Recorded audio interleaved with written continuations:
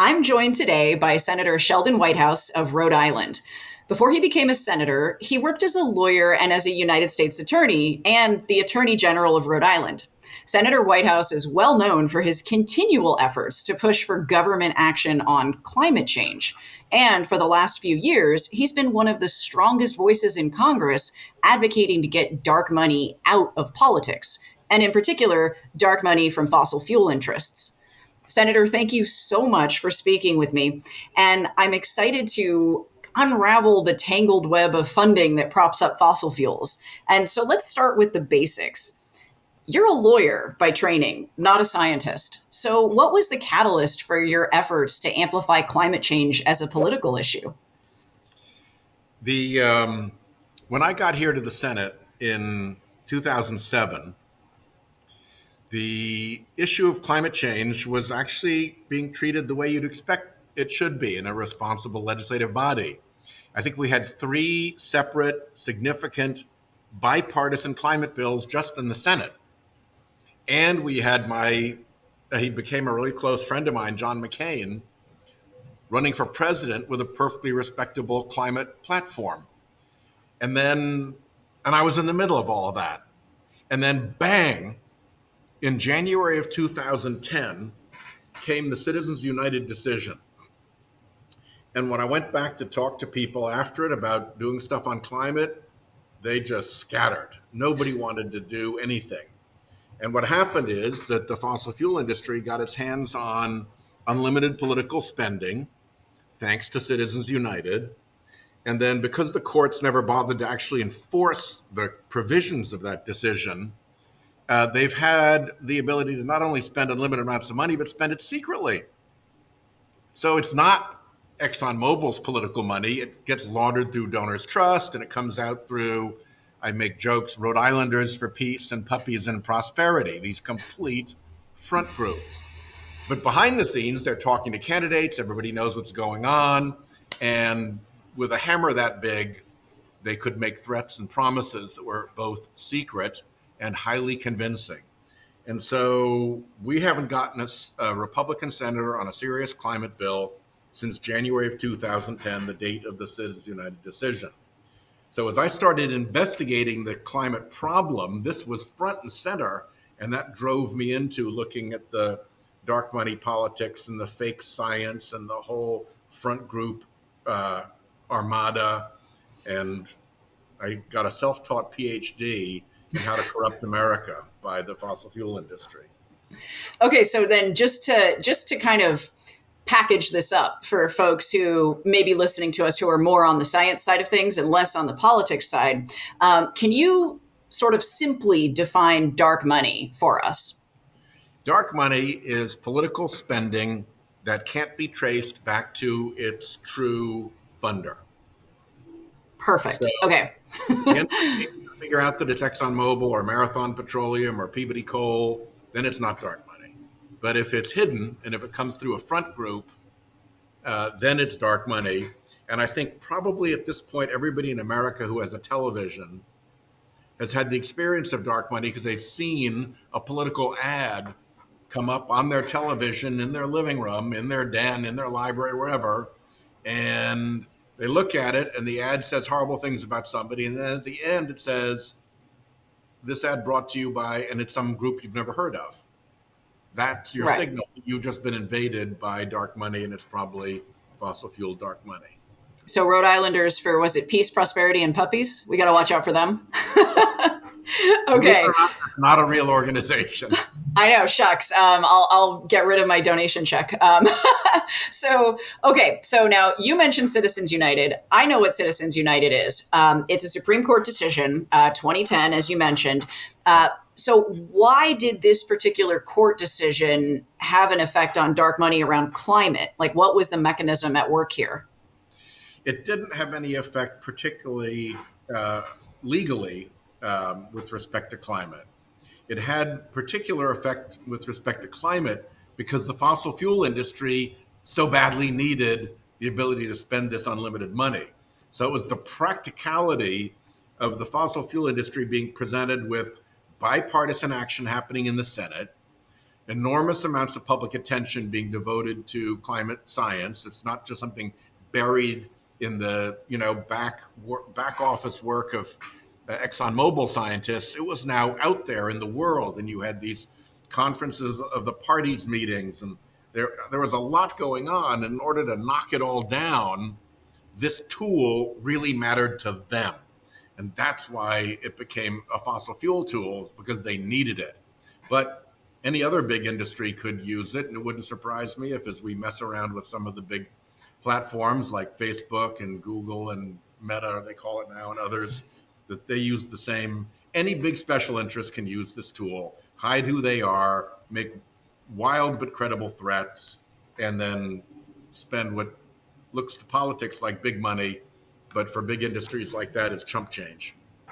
So that's dangerous on a number of levels, and it seems like it could affect potentially every aspect of our lives. So pretty important for people to understand what this decision actually did. And so great wrap up. Congress may not limit spending in politics unless the contribution goes directly to the candidate or is coordinated with the candidate.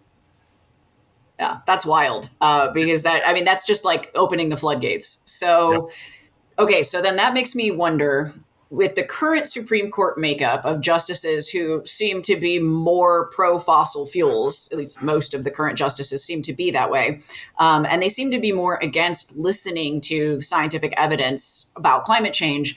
So what's our best hope for meaningful, lasting government action to reduce the negative human impacts on the climate future? Well, that's a multi-part question. Let me start with the court. The court is a very serious problem in this space. This is the United States Supreme Court that dark money built. And they spent years building it. They put enormous amounts of money through the Federalist Society to generate a suitable list for the big dark money donors. They put a lot of money through the Judicial Crisis Network to run ads funded by the dark money donors to support the justices that were on the Federalist Society list chosen by the dark money donors. Once they were on the court, they bring in fleets of dark money groups to write what are called amicus briefs to steer the appointed justices in the right directions. And now we also know that the right-wing billionaires are giving the Federalist Society justices the time of their lives with fancy vacations around the world and private jet travel and free holidays and all of that. So you've got the whole mess related to the court on that side. And the court has proven itself immensely loyal to dark money interests. It has done its job.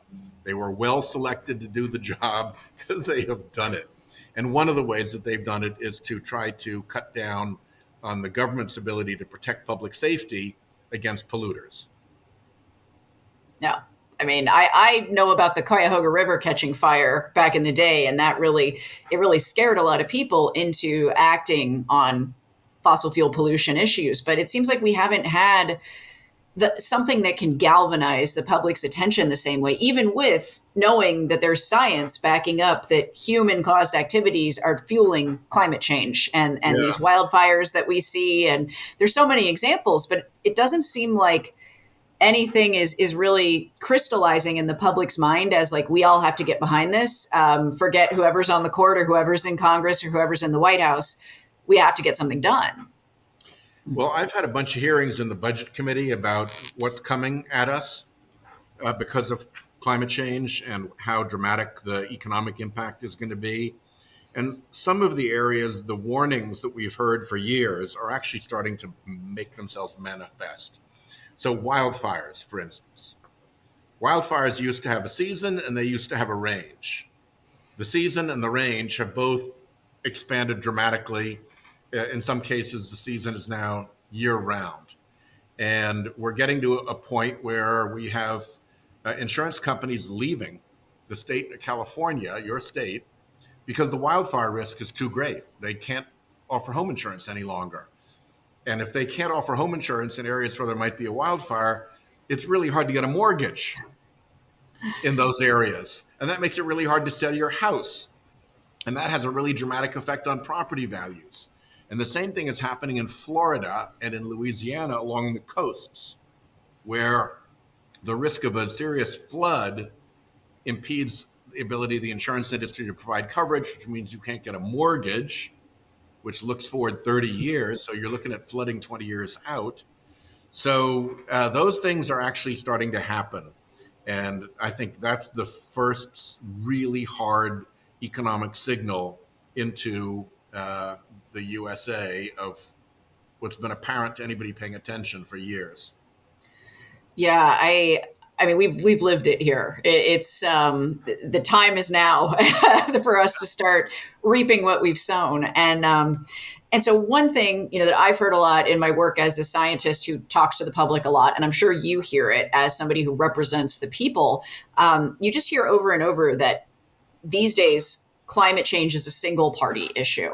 But you and we both know that's not true. There are people from all sides of the political spectrum who realize that this is a problem. So can you give us some information about bipartisan efforts to advance climate change legislation and to get dark money out? Like, there has to be some sort of light at the end of the tunnel here.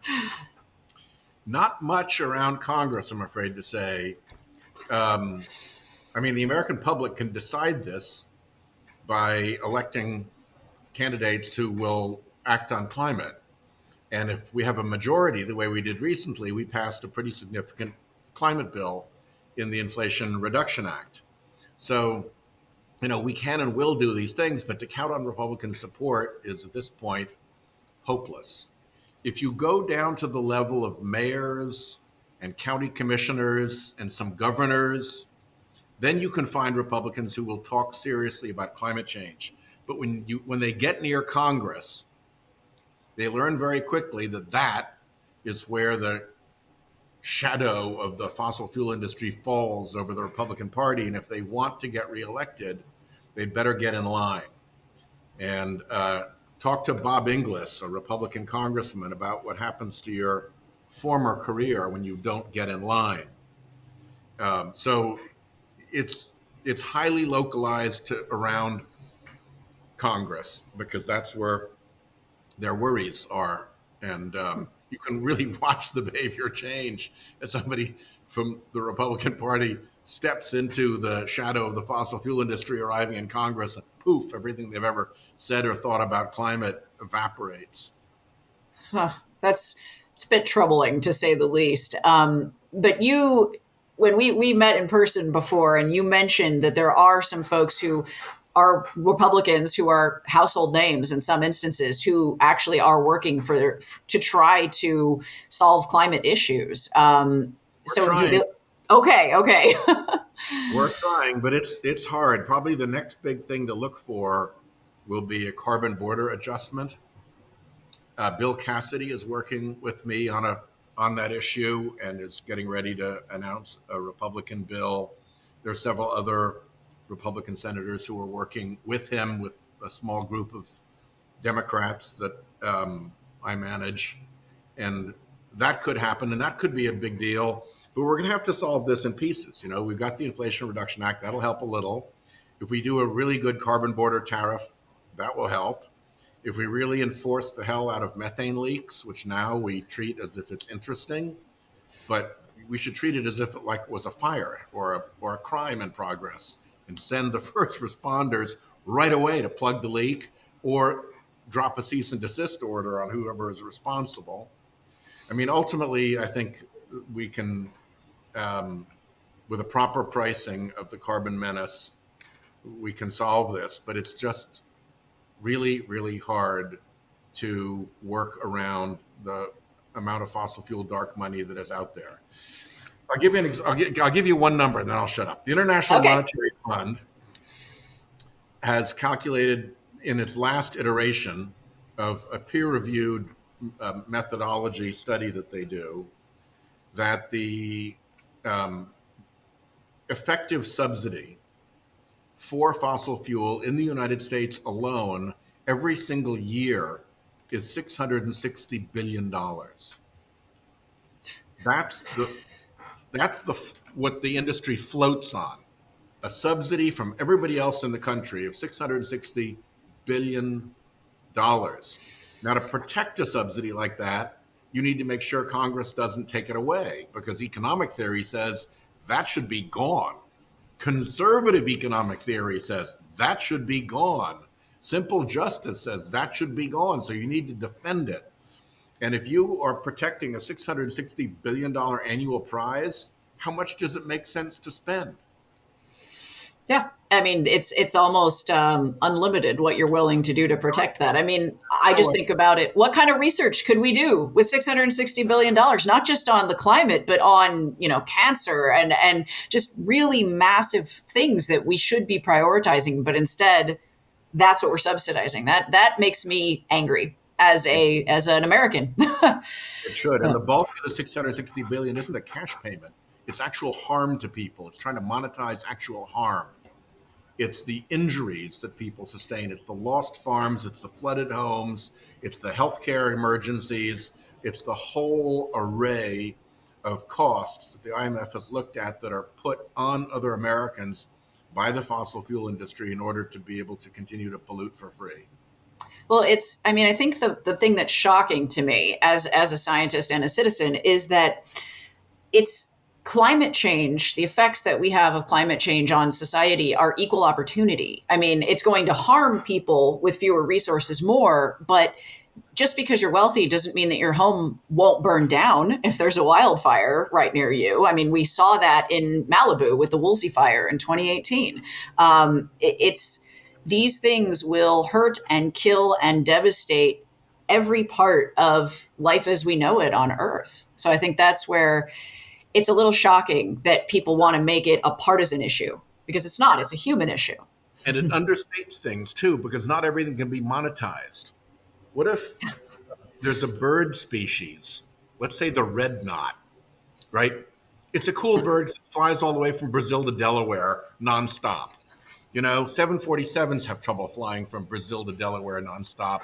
And this bird can do it. It's only about the size of my fist. It's not a big bird. One day it's going to show up, and the eggs that it eats on the beach from the horseshoe crab not going to be there because climate change has disrupted everything. And then it's going to be really hard for red knots to survive. And let's say we end up with a world in which there is no longer a red knot. It's extinct.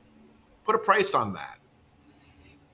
Most people would say zero because nobody makes money off it. But a world in which we lose species that the good Lord put on this planet just like us, and suddenly they're gone, and they're kind of little heroes if they can fly from Brazil to Delaware, for Pete's sake. To lose all of that, thanks to fossil fuel, and have them get away with it and not even have to count that as part of their subsidy, it's really pretty evil what they're doing. So I bet when you went to law school, you weren't thinking that you'd be telling stories about the red knot, to members of the media. But here you are, and life takes us in some pretty interesting directions. And so I know you've done some pretty neat panels with scientists, like climate science folks like Michael Mann and Joseph Francisco from Penn State. And, I know Michael Mann a bit, and their work has been really important in helping us understand climate change and the reality that we're dealing with and will deal with. So, well, Michael's terrific. Yeah. He's been like a triple threat. He started out as a climate scientist, and then he started looking at, well, why is all this climate denial happening? And he started studying the apparatus of the climate denial machine. And that took him into dark money. And now he has also studied the dark money apparatus of the fossil fuel industry. And when they first started picking on him, when he was just a mild-mannered scientist down at the University of Virginia, I think they lived to regret it, because they set a very, very tough terrier who has been at them ever since. Yeah. I mean, scientists are nothing if not persistent. And so you get this perspective of conversing with scientists, reading our work, collectively, and then also trying to make policy around that. So what roles do you see for scientists in the work to get rid of dark money in the climate space and really any space that touches science, which is almost every space? Well, I think continuing to report on it and get through peer review so that it becomes part of a really solid public record is very, very important. I think the public understands how nasty dark money is, how corrupting it is in our politics. And I hope that they come to understand that every single Republican, every chance they get, votes to protect the corrupting effect of dark money. They protect the dark money apparatus every single time. On the other hand, every single Democrat, every time we get a chance, vote to clean it up. We vote to get rid of this mess.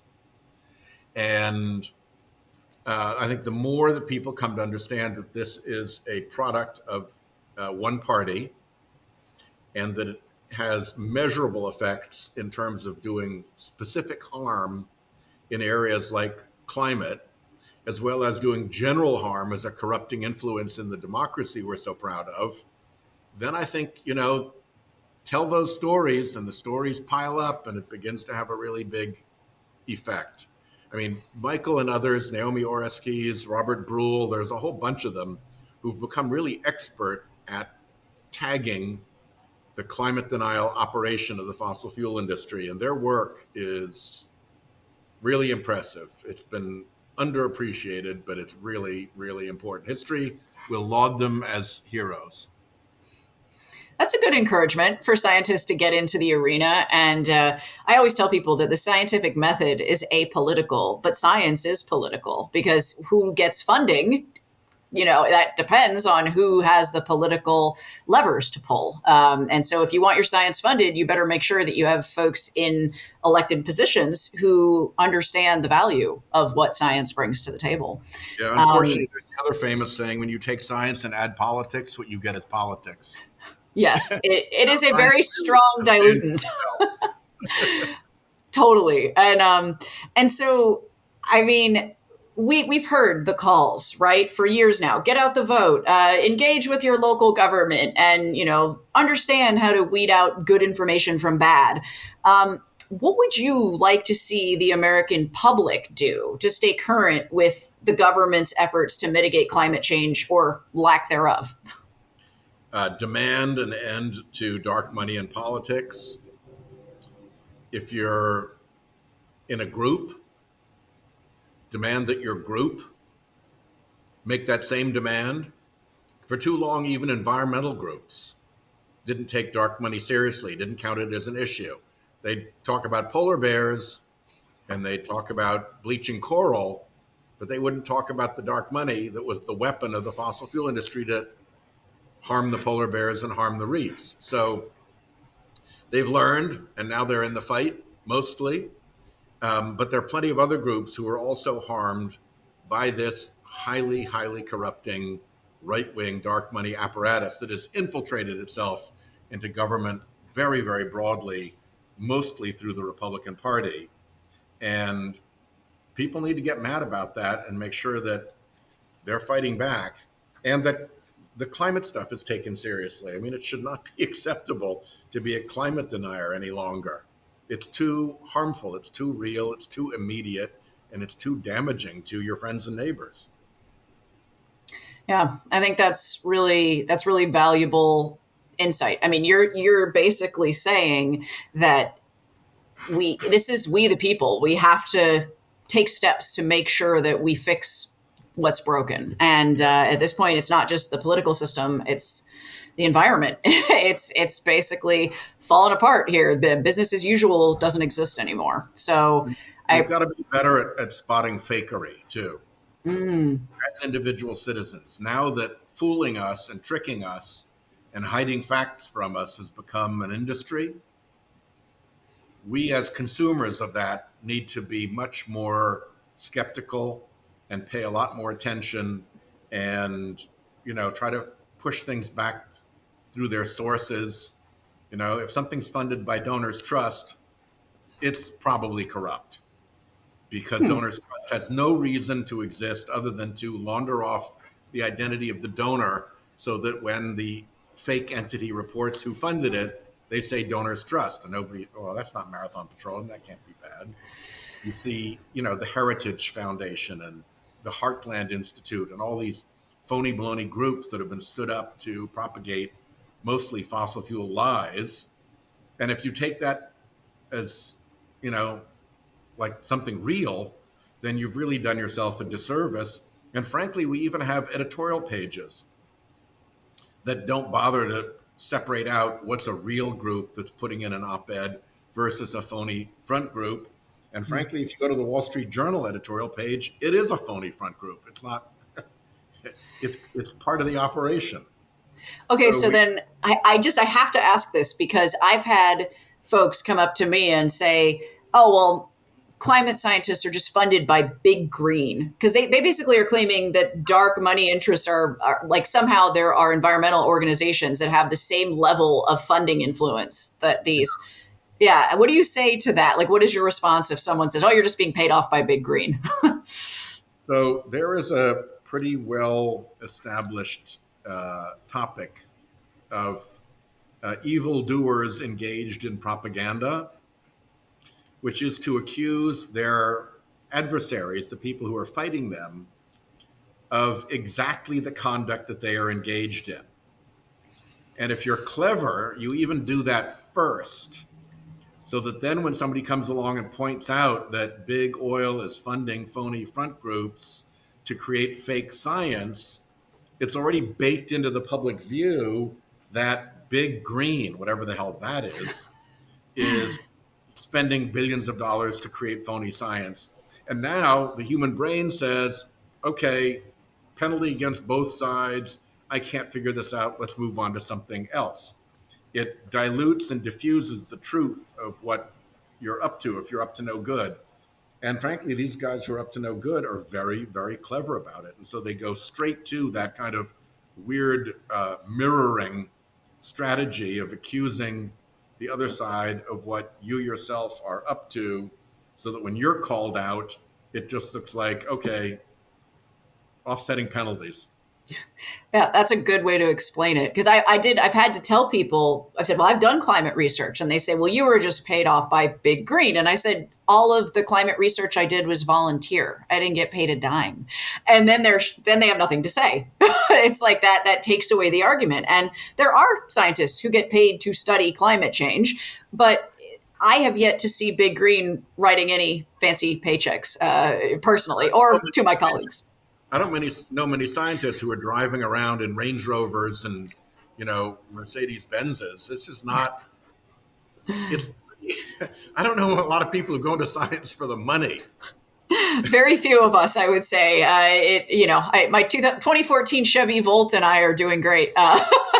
So, I um, school teachers which have the same cars. yeah, totally. And so, look, it's been an excellent conversation, and I do have one last question for you. And I really appreciate you taking the time because I know I know you're very busy, especially these days. So I ask all of our guests on This Is Science this question, and it's because of our name, which is the Union of Concerned Scientists. Yeah. So you're not a scientist, but I'm going to assume you have some concerns. So, Senator Whitehouse, why are you concerned? Zettajoules. Zettajoules. You know what a joule is? It's the unit of measure of heat energy. A zettajoule is that with 21 zeros behind it. It's an enormous number. The entire energy production and use by the human species on planet Earth adds up to half a zettajoule. Okay? Okay. For the price of the fossil fuel component of that half zettajoule of energy that we use and enjoy, we are putting 14 zettajoules of heat every year into the oceans. It is Yikes. a nearly 30 to 1 magnifier of ocean heat compared to stoves and cars and factories and all the uses that we make of human energy, with the result that the oceans are warming at the rate of 3 to 4 Hiroshima-sized atomic bombs worth of heat energy per second. Per second. And if we think that we're going to get away with that for very long, it's just crazy. So think zettajoules. Yeah. Yeah, that's great. I love it. Every time I ask that question, I get wildly different responses. So, but Zettajoules is like the most succinct one that I've gotten. So, well done to you for that. And I really appreciate you being a guest here with us, and keep being that strong voice for our climate, and for getting rid of dark money, because it's just icky. It just really taints everything in our lives, and Yes, we as a indeed. people, we deserve better. And so I really Better. appreciate you out there, fighting the good fight to make sure that we do better whenever we can. And I appreciate the Union of Concerned Scientists, who are a wonderful, wonderful ally of truth and science.